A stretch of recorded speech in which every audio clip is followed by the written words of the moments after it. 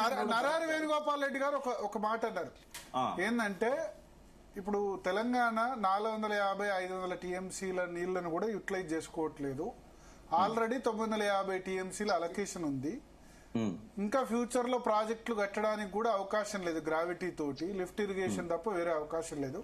ఈ 450 కూడా కాళేశ్వరం ప్రాజెక్ట్ తో కలిపితే కూడా అటువంటప్పుడు తెలంగాణ అభ్యంతరం చెప్పాల్సిన అవసరం ఏంది? ఇదేనా నరహరి వేణుగోపాల్ రెడ్డి బనకచెర్లకు అసలు అభ్యంతరం చెప్పాల్సిన అవసరం లేదు అంటారు.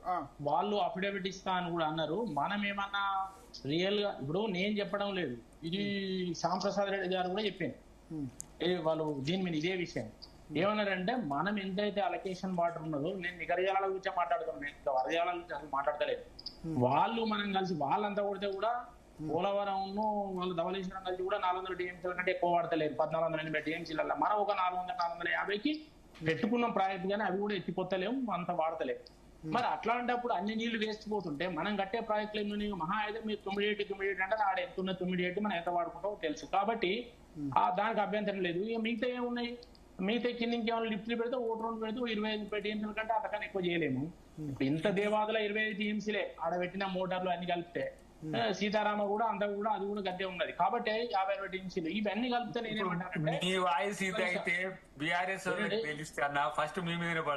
అన్న పడనే అన్న. ఇప్పుడు నేనేమంటాను ఎరికేనా, నేను నిజాం మాట్లాడుతున్నా, అక్కడ పంట ఇక్కడ పంట ఎడవైనా నేషనల్ ప్రాపర్టీ, నువ్వు నేషనల్ పార్టీ ప్రతినిధివి. నేనేమంటానంటే ఈ నీళ్లు పోయి సముద్రంలో పడితే వచ్చేది ఉన్నది. వాళ్ళ పోలవరంలో వాడుకుంటామన్నారు, పోలవరం వంటగా వాడుకుంటామంటున్నారు. ఇద్దరు ముఖ్యమంత్రులు కూర్చొని పరిష్కరించుకుంటే కేంద్రానికి అభ్యంతరం లేదు అన్న. నువ్వు ఒక మాట అన్నావు, కేంద్రం పంచాయతీ పెడతాను, కేంద్రానికి ఏం అవసరం ఉన్నదన్న ఇద్దరు ముఖ్యమంత్రులు మాట్లాడుకుంటే. లేదంటే బీజేపీ ప్రభుత్వం మనం విభజన చట్టం ప్రకారం కేంద్రం చట్ట ప్రకారం పోతుంది కంటే మీరు అనుకున్నట్టు జరగదు.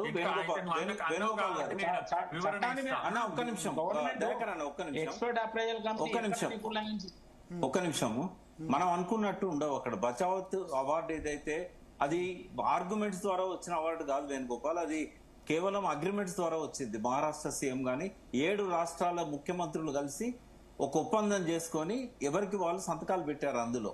కాబట్టి ఇప్పుడు మనం అలొకేషన్స్ మార్చలేము. మీరు ఇప్పుడు ఏమొస్తుంది సముద్రంలో పోయే నీళ్ళు అంటే మన రైట్స్ పోతాయి.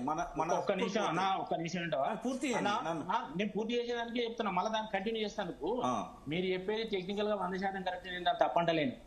కానీ టెక్నికల్ దాన్ని అడ్డం పెట్టుకుని ఉన్న నీళ్ళని వేసుకోవడం కంటే మీరు టెక్నికల్ గా సాధించండి. నేను అద్దంటే ఇప్పుడు మీరు చెప్పేదాన్ని తప్పంటలేను, వ్యతిరేకిస్తలేను. నేను చెప్తా దాని మీద, నేను చెప్తా దయాకర్ ఒక్క నిమిషం. అంత ప్లెయిన్ గా లేదు అసలు ఆయన మాట్లాడేది. వేణుగోపాల్ గారు మాట్లాడేది సిడబ్ల్యూసి ఇప్పుడు ఏవైతే లెటర్లను రాసిందో ఆంధ్ర ప్రభుత్వానికి తర్వాత కేంద్ర ప్రభుత్వానికి, మా ప్రభుత్వం రాసిన లేఖలకు విరుద్ధంగా మీరు బీజేపీ నుంచి మాట్లాడొద్దు. అక్కడ ఏం రాశారంటే, ఒక్క నిమిషం నేను చెప్పనియండి. మిగులు జలాల మీద హైడ్రాలజీ క్లియరెన్స్ అనేది భారతదేశంలో ఈ రోజు వరకు ఏ ప్రాజెక్టుకి ఇవ్వలేదు. రాయలసీమలో కట్టుకున్న కృష్ణా మిగులు జలాల మీద ఆధారపడ్డ తెలుగు గంగ గాని, గాలేరు నగర్ గాని, హంద్రీనీవా గాని, గురు రాఘవేంద్ర స్వామి ప్రాజెక్ట్ గాని, వెలిగొండ గాని, ఇవన్నీ ఏ ప్రాజెక్టు కూడా ఇవ్వలేదు. రేపు ఎట్టిస్తుందంటే బనకచెర్లకు మిగులు జలాల మీద ఆధారపడ్డ ప్రాజెక్టులకు హైడ్రాలజీ క్లియరెన్స్ ఇస్తుందా? అస్సలు ఇవ్వదు. అన్న మనకు తెలంగాణ వచ్చి 11 ఏళ్ళు అవుతాను కదా, ఇప్పుడు 12వ సంవత్సరం నడుస్తుంది కదా. మనం తాపతాపో 299 టీఎంసీ మీరే చెప్పాలి, మీరు ఎక్స్పర్ట్స్. 99 అలొకేషన్ అయినాయి, ఇంకా ఎక్కువ 500 కావాలను అందరూ అంటారు. ఆ 299 ఆడ వాడుకుంటలేము, ఈడిచ్చిన ఈడ వాడుకుంటలేము. లెక్కున్నది కాదు. నాకు చెప్పనియండి ఫస్ట్. ఇప్పుడు ఒక్క నిమిషం చాలా మంది ఐఏఎస్ ఆకునూరు మురళి దగ్గర నుంచి నీటిపారుదల శాఖ మంత్రి ఉత్తమ్ కుమార్ రెడ్డి దాకా ఏం మాట్లాడతారంటే, మీరు 1,00,000 కోట్లు పెట్టి 97,000 ఎకరాలకు నీళ్లు ఇచ్చారంటారు. అంటే ఏ ప్రాజెక్ట్ అయినా కూడా కన్సీవ్ అయిన తర్వాత, బ్యారేజ్ అయిన తర్వాత, రిజర్వాయర్లు అయిన తర్వాత, పిల్ల కాలువలు తవ్వి పంట పొలాలకు నీళ్లు ఇవ్వాలంటే అది చాలా ఎక్కువ సమయం పడుతుంది. 10 సంవత్సరాలు పడుతుంది. ఇప్పుడు పాలమూరు రంగారెడ్డి నుంచి 12 లక్షల ఎకరాలకు నీళ్లు కావాలి. మహబూబ్ నగర్ లో ఇప్పుడు ఆల్రెడీ ఉన్న ప్రాజెక్టులకు 10 లక్షలు, ఇప్పుడు అక్కడ 35 లక్షల ఎకరాల సాగుకు లాయకైన భూమి ఉంది. అందులో ఇవాళ 25 లక్షల ఎకరాలకు సరిపోను మనం ప్రాజెక్టులు ప్రకాశ్ నాను అని బయట చెప్పక డైవర్ట్ అయిపోతుంది. ఇప్పుడు వేణుగోపాల్ గారు చెప్పిన దానికి నేను చెప్తా. ఒక్క మహబూబ్ నగర్ కే 250 టీఎంసీలు కావాలి. ప్రకాశ్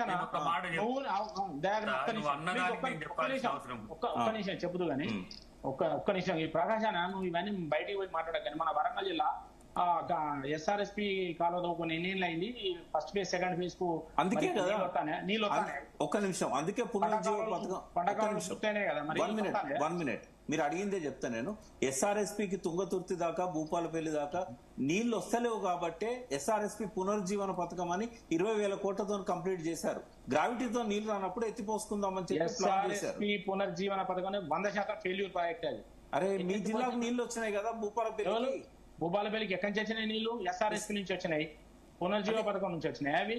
అయ్యో తండ్రి, మీరు అన్ని కలుపు కాళేశ్వరం కలుపుతారా? మీరు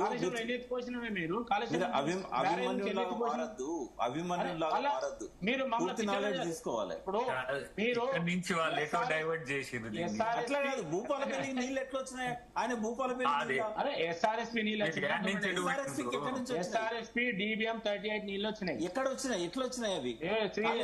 శ్రీరామ్ సాగర్ ప్రాజెక్ట్ నుంచి వచ్చినాయి. శ్రీరామ్ సాగర్ ప్రాజెక్ట్ ఎట్లా వచ్చినాయి? శ్రీరామ్ సాగర్ ప్రాజెక్ట్ గోదావరి నీళ్ళు ఎట్లా చేయడం? గోదావరి. అయ్యో తండ్రి, ఇవి ఎత్తిపోస్తే వచ్చినాయి. ఇక్కడ ఎత్తిపోయింది? Nandi pump house, Gayatri pump house. ఎవరు చెప్పింది ఎన్ని ఎక్కడ? మీరు ఎస్ఆర్ఎస్పి లో నీళ్ళు ఎత్తిపోతే రివర్సబుల్ పంప్. మీరు నిజామాబాద్ లో మీ బీజేపీ వాళ్ళని అడగండి. అడుగు, నాకు తెలియదానే. ఫెయిల్ అయిన ఇంజనీర్లు చెప్తున్నారు. ఎవరో చెప్పి రివర్స్ పంపింగ్ చేశారు కదా అప్పుడు వేణుగోపాల్ రెడ్డి గారు. ట్రయల్ రన్ చేసి విడిచిపెట్టినాయి, పని చేస్తలేవు. అవి నీళ్లు కాలువ దిగిపోయింది మొత్తం. దానికి గ్రావిటీ లేదు, మన లేదు. ఆ నీళ్ళు తీసుకుపోయి ఎస్ఆర్ఎస్పీ లో పోతే నీళ్ళు వచ్చినాయని చెప్తే దానికి ఎక్కడి నుంచి వచ్చినాయి? మరి మీరు వరద కాలం రివర్స్ పంపింగ్ లో ఎత్తిపోయిన నీళ్ళు ఎక్కడి నుంచి వచ్చినాయి నాకు చెప్పండి. చెప్తారు వాళ్ళు. మీరు మిడ్ మానే నుంచి. ఇప్పుడు నేను ఇక్కడ నీతో ఆర్గ్యూ చేయను కానీ రేపు తెలుసుకోండి మీరు. ఒక సంవత్సరము రివర్స్ పంపింగ్, ఒక సంవత్సరము ఒక ఇంజనీర్ పేరు ఇస్తా మీకు, దానిలో పనిచేసిన ఆయన. ఒక్క నిమిషం అండి. ఆయన చెప్తాడు. రివర్స్ పంపింగ్ ఒక సంవత్సరం చేస్తేనే భూపాలపల్లి తుంగతుర్తి దాకా నీళ్లు వచ్చినాయి. ఆ విషయం మీద ఈ పక్కకు పెట్టండి. ఇప్పుడు బనకచెర్ల మీద మాట్లాడదాము. ఇప్పుడు బీజేపీ ప్రభుత్వంలో ఉన్న సిడబ్ల్యూసి ఏదైతుందో 4 లేఖలు ఇచ్చింది. మీకు కావాలంటే నేను పంపిస్తా ఆన్లైన్ లో. 4 లేఖలో ఏం చెప్పిందంటే ఈ మిగులు జలాల మీద ఆధారపడ్డ వాటికి ఎట్టి పరిస్థితుల్లో పర్మిషన్లు ఇవ్వమన్నది. రెండోది 75% డిపెండబిలిటీ మీద నీళ్లు లేవన్నది. మూడోది పై రాష్ట్రాలు వాడుకోగా మిగిలిన నీళ్ళు ఏమన్నా వస్తే దాన్ని వాడుకోవాలి. కానీ పోలవరం ప్రాజెక్టు మీద కూడా తీవ్రంగా వాళ్ళు లేఖ రాశారు. పీపీఏ ఏమనంటే పోలవరం ప్రాజెక్ట్ అథారిటీకి ఏమని రాశారంటే మీ ప్రాజెక్టు రిపోర్ట్ లో డిపిఆర్ లో ఈ మిగులు జలాలను డైవర్ట్ చేసేది లేదు కాబట్టి పోలవరాన్ని అట్లా వాడుకోవడానికి వీల్లేదు. మీరు అది మళ్ళీ డిపిఆర్ సబ్మిట్ చేయమని చెప్పింది. మీరు ప్రకాశం బ్యారేజ్ కలిపినా లేకుంటే బనకచెర్లకు కలిపినా కూడా మళ్ళీ డిపిఆర్ సబ్మిట్ చేయమని లెటర్ రాసింది. మీరు ఫస్ట్ జలశక్తి శాఖ నిర్ణయాలు ఏం తీసుకున్నదో మీరు తెలుసుకున్న తర్వాత మాట్లాడండి. మీరు మాట్లాడే ఇప్పుడు ఒకటి చట్ట ప్రకారం ఒక్క నిమిషం విప్రకాష్ గారు విప్రకాష్ గారు ఇప్పుడు రేవంత్ రెడ్డి లెటర్ రాశారు. రేపు బనకచెర్ల మీద అసలు చర్చనే వద్దు అని లెటర్. అసలు చర్చ లేదు భరత్. అక్కడ బనకచెర్ల మీద మాట్లాడడానికి ఏమీ లేదు. ఎందుకంటే 4 లేఖలు జలశక్తి రాసినాక ఇంకా రేవంత్ రెడ్డి మాట్లాడాల్సిన అవసరం ఏంది? ఏపీ రేపు ఎజెండాలో పెట్టమని చెప్పారు. అసలు ఫస్ట్ ఏపీ ఏం చేయాలంటే ఫస్ట్ గోదావరి బోర్డు దగ్గర ఫస్ట్ పెట్టాలి. అక్కడ నుంచి అపెక్స్ కౌన్సిల్ కి రావాలి. ఒకవేళ అపెక్స్ కౌన్సిల్ కు రేపు వచ్చింది అనుకోండి, జలశక్తి శాఖ రాసిన 4 అభ్యంతరాల మీద ఫస్ట్ చంద్రబాబు నాయుడు ఎక్స్ప్లెనేషన్ ఇవ్వాలి. ఇచ్చినాక రేవంత్ రెడ్డి టర్న్ వస్తుంది ఏం చెప్పాలనేది. ఆయన ఫర్మ్గా ఉన్నాడు, రేవంత్ రెడ్డి ఫర్మ్గా ఉన్నాడు, వ్యతిరేకిస్తాడు ఆయన. అదే వ్యతిరేకిస్తే ఇప్పుడు లెటర్ రాశారు. అసలు ఆ ఎజెండాలనే వద్దు అంటారు. మీకు ఇంకో విషయం చెప్పనా, రేవంత్ రెడ్డి గారు ఒకవేళ అనుమతించినా కూడా హైడ్రాలజీ పర్మిషన్ సిడబ్ల్యూసి ఇవ్వదు. ఇద్దరు ఒక్కటే. ఎందుకు ఇప్పుడు హైడ్రాలజీ